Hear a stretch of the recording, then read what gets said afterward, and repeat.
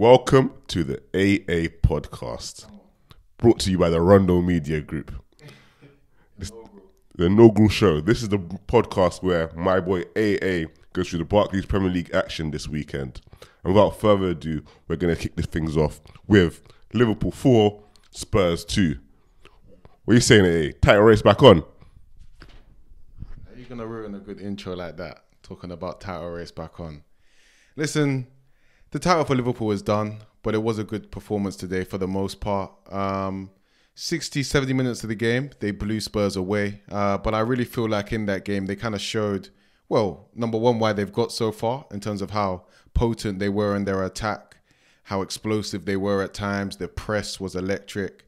But also why we have kind of bottled it in the end, because you just look at us and the defensive structure just quite isn't there, and you could see it fall away in the latter parts of that game. I mean, Spurs also did play well and showed some heart in the latter parts of that game as well.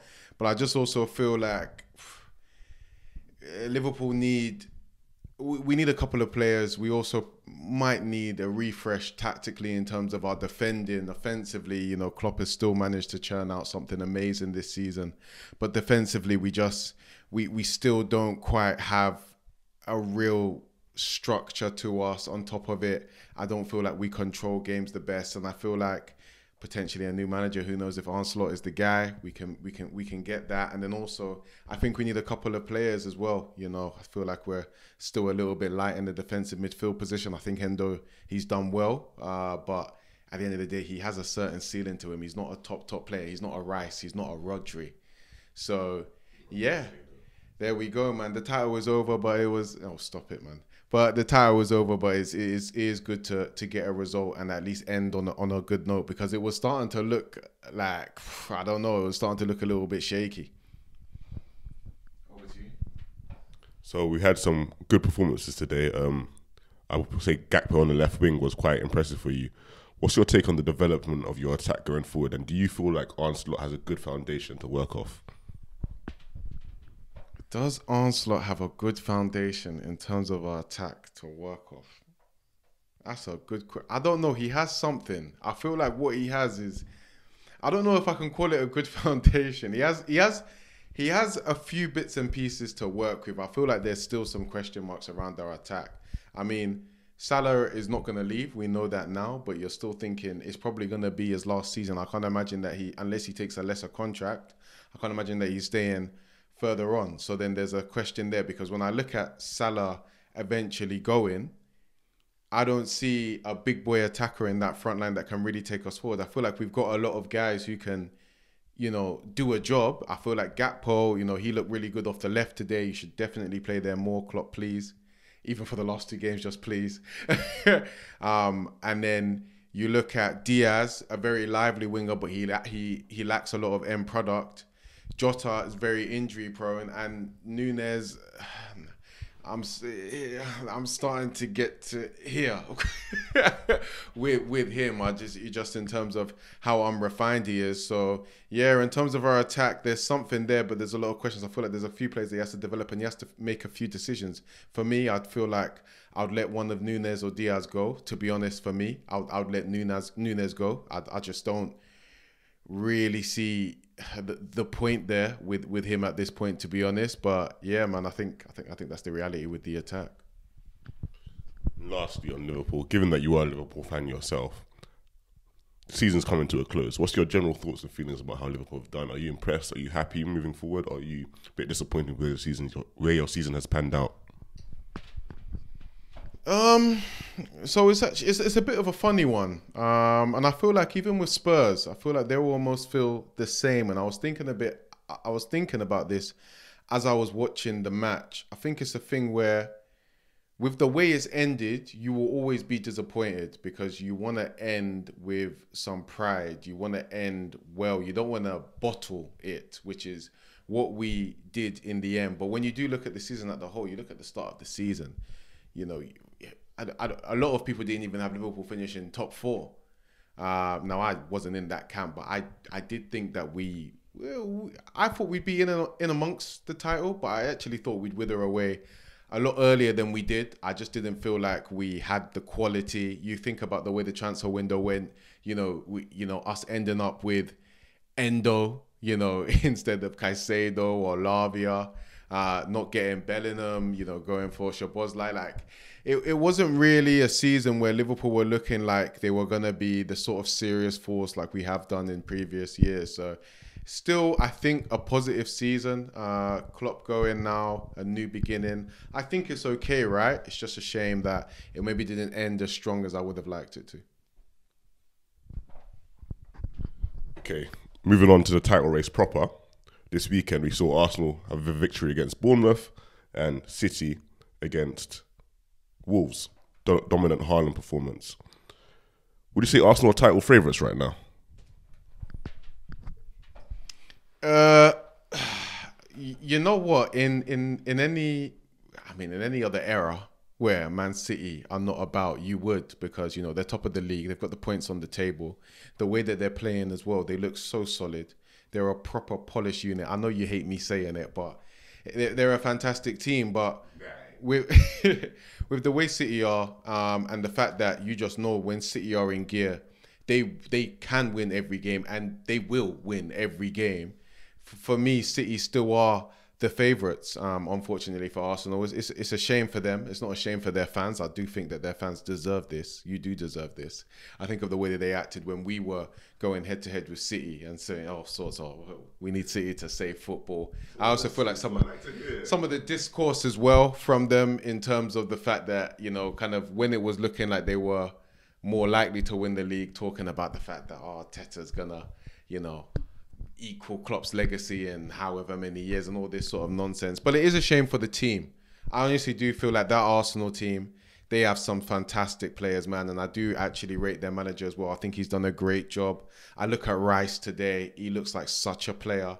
Even Havertz as well. I mean, I was going to go on about Rice, but Havertz is a sign I actually want to talk to. I feel like he deserves apologies. A lot of us doubted him, me included. No, you're just a Chelsea hater. Havertz has been a good sign, and I feel like he's been worth the 65 million. He has been a pivotal player towards a firm title charge. He's done a good stint at number 8, got a couple of important goals and assists. He's gone in the 9 now, led the line, kept Jesus out of the team. He's been better than Jesus for Arsenal in the 9. Again, got some important goals and assists there as well. You have to hold your hands up and say that he's done well. He's done well, honestly. And when I look at some of their other players, Martin Odegaard, honestly, that guy, I love watching him play, man. I actually feel like Martin Odegaard, when I think about the next crop of players as, the Salahs and the KDB start to come of age, I think he's got a good shot at, literally challenging the likes of Haaland to be the best in the league. He's got that type of quality to him, man. What a player he is. To be honest, I love Cole Palmer as well, but just calm down. But no, what a player is and what a team that they do have. It will be a shame if they don't win it for the players and the manager, but what a joy it will be for those fans. Well, for us fans, those fans deserve it. You've given a lot of praise to that Arsenal team, but in the end, it sounds like you're saying City are still title favourites. So going forward, maybe for next season, what does Arteta need to add to the squad or to the team tactically that can make him surpass this Pep Guardiola's Man City side? Well, I think for Arsenal, it's the 9. I think they start to. Havertz. Havertz has done very well, but I don't think he's enough, right? Listen, a 65 million 9 is not enough to win the league, really. If you're looking to get him outright, it's 100 million plus type of player. I also feel like because they're inside forwards, I mean, Saka's done pretty well in terms of G&A. Nelly hasn't done too well this season, but he's dropped off. But I think even them together, are they really killers? Do they strike fear into teams? You look at Haaland at City and what he can do when he's on it, scoring 4 goals and whatnot. Stop. They need a 9 or an attacker in their front line that can just kill off games. When Arteta's game plan isn't going along the ways that it can, he can just be the cold-blooded finisher, the difference. So they do need that. Arsenal fans seem to like Alexander Isak. a player of that ilk, that's the type of player that can probably get them towards City, I would say. Excuse me. I just want to say, City's have gone quite under the radar this season. People wouldn't say they've been scintillating or they've been at their very best, but they've picked up points, and right now they're in charge of their own destiny. But Haaland scored 4 goals against Wolves this weekend, bringing him to 25 goals this season. How would you rate his season? He's been in and out of form, but he's still the top scorer of the Premier League. Talk on that. Listen, Haaland still had a solid season. I feel like it's just he's got high levels of expectation, and with the way that he came into the league this season and took it by absolute storm, breaking the PL record for goals. I feel like there's a high expectation on him right now because I feel like everyone's looking to him. He's now, KDB and Salah kind of getting towards the end of the career. He's the face of the PL in terms of the best player. I think the big problem with Haaland. Do you think Haaland's the best player in the Premier League? No, I don't think he is right now. I would still probably say it's KDB, but KDB is not even playing full 90s all the time anymore. He's been injured a lot of the time. Like, really, everyone's looking to Haaland to be that. We're going into the next gen now. And I think the problem is that everybody says that Haaland's like not entertaining to watch. He's not a player that's got a lot outside of scoring goals. I actually think it's the way that Pep uses him. Pep uses him like a penalty box striker and like a target man a lot of the time. Target man if they're playing against a tough team, a straight penalty box kind of poaching striker in all of their instances. And I don't really feel like that actually gets the best out of Haaland. And I actually feel like there's a lot more to his game if you play a more direct style of football. Like what we saw against Wolves on Saturday was frightening at times. And that's because, funny enough, with the way that the game just broke up, City played a lot more direct. And you could see that Haaland in those positions is frightening. So I just feel like because of the way he's used, he is always going to be more of a stats guy. And because people, when you're looking at someone that you're looking at that's meant to be the best player in the league, you're always looking for that level of entertainment. I don't feel like people are going to get that from Haaland. So he's always going to get criticised unless Pep chooses to use him a bit differently. So moving on to the opposite end of the table, Nottingham Forest won 3-1 this weekend. Luton drew to Everton 1-1, and Burnley suffered a massive defeat at home to Newcastle, conceding 4 goals. With Sheffield United already relegated, who's your bet to go join them? I think it's going to be... So I think Burnley are done. With that loss on the weekend. And also just looking at Burnley, I feel like they've been quite a poor outfit in the league. I think Company's been very naive. Listen, it's all nice trying to play a good style of football, but you need to look at the quality that you have in the team. I've seen Burnley a couple of the ways that they've set up away from home, and it's just been a little bit embarrassing. You need to set up in a way that you're going to be good and solid out of possession, because you're not going to control the ball. But I think they're done. Let me not get onto them anymore, but I just had to shit on them a little bit because, honestly speaking, some of their performances, even like was it 4-0, 4-1, 4-1 against Newcastle? At times, I'm just thinking, what are you doing, man? But I actually feel like the other team would be Luton. Unfortunately, I really like Luton. They have a go, but at the same time, in contrast to Burnley, they're a tougher team to beat and to play against. Yeah, especially at home. And I've really liked what they brought to the league, but I just don't feel like they'll quite have enough. Nottingham Forest, they've got quite a few players that have quite a bit of quality. They're 3 points ahead now.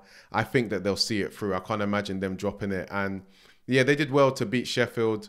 Sheffield obviously not playing for much, and they were at home, so you do expect it. But I thought Hudson-Odoi was electric. I was really impressed with his performance. So, to talk on Nottingham Forest a bit more, in the last couple of seasons, they've forked out quite a lot of money on quite a various amount of players. I think last season they brought in 11 different players. This season they've brought in the likes of Callum Hudson-Odoi, Elanga, and whatnot, and they've been decent at times. Going forward, what do you think they need to do to break this duck of always being in the relegation scrap, especially with all the money they've spent? Well, they actually need to develop some of the players that they bring in. I think that would be a good start. I feel like, you can't just throw money at things. You got to develop players. You got to get a coach in that the players can get behind, and that can bring the best out of them. In regards to Nottingham Forest, they've just done the former. They've just thrown money at players and thought that that's just gonna, get them to do well. So I feel like they've got some good players now. Gibbs White, if they can keep a hold of him. Hudson-Odoi, I feel like there's a player who's got a lot of talent there. Today, I saw Saturday, I saw glimpses of the player that I know is there. He was honestly unplayable at times, scoring 2 goals. And there's a couple others as well. Chris Wood has had some good, he's had some good periods this season. They bought a lot of other midfielders. I can't even remember all of them. They need to now get behind Nuno and try and build something there and actually get something out of these players. Let them become a family, a real team, so that they can actually fight for each other on the pitch. When you're just bringing in new guys and they're just coming through like a revolving door, you're not going to build a proper team, and these guys aren't really going to play for each other. And I think Chelsea have got a bit of the same thing, and they're starting to move away from that. So that's what they need to do to start to climb up the table. And lastly, a lot of us will say that Everton are safe. They've pretty much garnered enough points for them to be secure. How would you rate their season, given that they've taken 2-point deductions and probably should be higher up on the table? Do you feel like there's promise going forward for that team? And talk about how rubbish Calvert-Lewin is. Yeah, so for Everton, I feel like Sean Dyche, I must say, the first thing is I feel like he's done a great job. You think about the point deductions that they've gone through this season, what that can do to the team morale. And he's just, kind of stuck through it, got on with it in typical Sean Dyche way. I can imagine this guy in the team talks. He's just like, right, guys, listen. With his voice that just sounds like he drinks petrol every morning. Just like, guys, listen. We'll get through it. We'll just play through it, which I think is exactly what he's managed to do with those players. I feel like the way that he's managed to motivate them, and I think, listen, with Everton, I don't see a team that is really gonna, do anything particularly special. But I feel like Sean Dyche can get them towards mid-table, because what he does is he makes you difficult to beat. He makes sure that the team morale is where it needs to be. He makes sure that the players fight for each other. He makes sure that you make the best use of set pieces. The basics are always done well under him. So I think if Everton can keep him, despite the fact that they've got all of these financial troubles and this, what, and that, not, and they can keep him happy as well. I know Sean Dyche, sometimes he can be a little bit volatile. I feel like they can do something. You think about without the points deductions this season and what that did to their team morale, what that did to their overall points, they probably would have been mid-table anyway, in terms of what they were doing. Over to you. Okay, moving away from Everton and going towards mid-table, as you just described. Chelsea, 5-0 versus West Ham today. They've had an inconsistent season, but what level do you think this young outfit could reach? So Chelsea, Chelsea are a weird team. And I thought that all season, honestly, and I feel like it's a reflection of the fact that they're a very young team with a manager who I don't think is perhaps the sternest. I feel like they're so odd in the fact that they can go up and genuinely match City, which I've seen them do at home and away. To be honest, particularly at home, I thought they were literally as good as them in that game. And then the next week they can lose to Sheffield, or draw or whatever happened, but they could lose to them, genuinely. And I think it was Burnley in that game against Burnley. I thought they might even lose here. They lost to a poor Brentford at home as well, 2-0. So they're just a very up and down team. But I think in the fact that they can go to the likes of City and match them, go to, play Arsenal at home and match them, play Liverpool, match them. I feel like you can see that there is a top team there. They're just on the journey. So, I feel like Chelsea, if they manage to, I don't know if Poch can get them to the highest level, but I think Poch can get them towards being a Champions League level team. I honestly do think so when you think about the level of talent that they do have. And I feel like what's crazy is Chelsea are ahead of Man United at the moment. Man United, be careful. Be very careful. I hope you get a result tomorrow. Because if Chelsea finish above United, that will be crazy. But yeah, over to you. So back to Chelsea. I would like to have a little focus on a few players. So today, obviously in the 5-0 win, we had Jackson scoring a brace. I know you're a big fan of Jackson. Cole Palmer scintillating again, one of the best players in the Premier League right now. And Noni Madueke. Clearly Ruby was in the stands, but what's your take on this? So you started with Jackson, so I'll start with Jackson. Now, listen, Nicholas Jackson is a player that I watch his finishing and it's frankly quite disgusting. It is, honestly. But despite that, and I know Chelsea fans get frustrated, I know a lot of general football fans get frustrated, I can't give up on the kid. I cannot. I just feel like his general striker play is off the charts. Like, yes, he is a bit young, so maybe sometimes, you're a little errors, but if the talent levels in that general striker play, his hold-up play, his strength, his general physical profile, the way he combines with players, it is top, man. It is top. Honestly, I see his finishing, I just think, God. Sometimes God just doesn't want to give somebody everything. And I ask God why.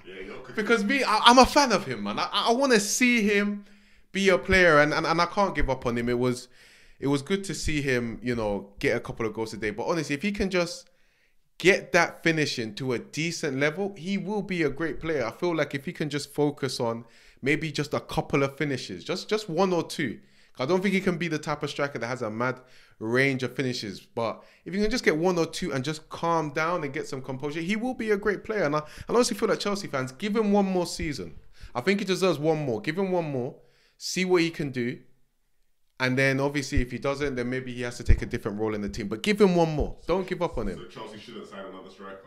Don't sign another striker. Unless it's going to be a backup striker. Don't sign another striker. Get a maybe get a winger that's going to get some goals. Give Jackson one more season. That's what I'm saying in regards to him. Now moving on to Cole Palmer. What a season that boy is having. 30 goals and assists for an under-21 player. Listen, when I watch Cole Palmer, man, as you said, he is one of the best players in the league, and he's also one of the most entertaining. I told you, from when I saw Palmer ball roll that keeper at Luton, I said, man, oh man. Hey, man. I said, yeah, that's a baller. And listen, he's really had one of the best seasons that we've seen from a under-21 player in Premier League history, to be honest. It's just the fact that Chelsea are so rubbish that there isn't more of a spotlight on it. He is really taking the league by storm. I know that he's, with his 30 goals and assists, Rondo even did a little post on it. Check out that. He's got the most goals and assists for an under-21 player in Europe. I'd be very interested to see, in terms of Premier League history, who's got as many goals and assists as this. I honestly feel like these numbers will be up there with the Rooneys, with the Owens. It's that level of impact that he's having on the team. So hats off to him. He's been fantastic. Now, last but not least, Noni Madueke. I've always liked him. That's the thing. I've always thought there's a player there. He did look a little bit raw in his first couple appearances for Chelsea. But I just knew that there was a player there. And now I think that we're starting to see it. It seems like he's got more confidence. I don't know if it was the FaceTime with Ruby. I don't know if Poch has had a word with him. I don't know what's gone on. But honestly, right now, he's starting to play with that confidence, that little bit of arrogance, that we knew that he had at PSV, taking players on, being direct. He was electric. Versus who were Chelsea playing again? It's just like West Ham. Against West Ham, they couldn't deal with him. Like when he was on the ball in that game, it was, you can't handle me, you can't deal with me. Yeah, he was really fantastic, and it will be good to see what he can maybe do next season. I feel like that is going to be the season for Noni now. If he can crack on and really be, I feel like he has the potential to be one of the most exciting wingers in the league. So it will be interesting to see. Chelsea have a lot of interesting little players. They just need to get together now and, start being a little bit consistent and play like men and not be, kind of rubbish. But yeah, no, I feel like that will be key for them going forward. But over to you.